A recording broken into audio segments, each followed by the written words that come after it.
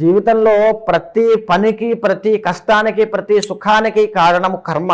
ఆ కర్మ అనేటువంటిది ఉంటే దాన్నే రాత అంటారు. మనకి రాత రాసి ఉంటే ఎవరు ఆపలేరని.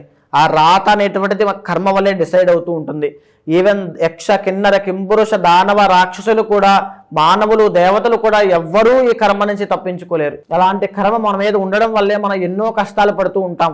ధనస్సు రాశి వాళ్ళకి మార్చి 30వ తారీఖు తర్వాత అర్ధ అష్టమ శని అనేటువంటిది ప్రారంభం కాబోతోంది. అక్కడి నుంచి వచ్చేటువంటి సమస్యలు జీవితంలో ఎన్నో దూరానికి తీసుకెళ్తాయి. అవ్వాల్సిన పనులు సమయానికి అవ్వకపోవడం కానీ, జీతం సరిగ్గా రాకపోవడం కానీ, ఏ పని పట్టుకున్న కార్యహాని, ఆటంకాలు రావడం కానీ, కుటుంబ పరమైన ఒత్తిడి రావడం కానీ ఎన్నో జరుగుతూ ఉంటాయి. ఇలాంటి వాటి నుంచి తప్పించుకోవాలంటే మహా అద్భుతమైనటువంటి శక్తి ఒకటి కావాలి. అదే స్పిరిచువల్ పవర్ అండి.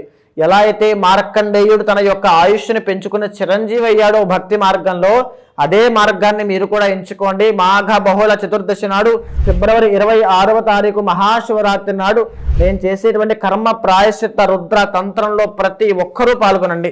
ఎస్పెషల్లీ ధనస్సు రాశి వాళ్ళు పాల్గొనడం వల్ల రాబోయేటువంటి రోజుల్లో శని యొక్క ఎఫెక్ట్ వల్ల, శని కర్మకారకుడు కాబట్టి ఆ కర్మ నుంచి తప్పించుకుని శీఘ్రమే తక్షణమే ఆ ఇబ్బందులు లేకుండా ఉంటారు. ఆ కార్యక్రమంలో పాల్గొన్న ప్రతి ఒక్కరికి కూడా ఆది దంపతుల యొక్క అనుగ్రహం చేత ఆ ప్రసాదములు, తీర్థములు, నరదృష్టి నివారణ యంత్రములు, రక్షలు ఇవ్వబడతాయి.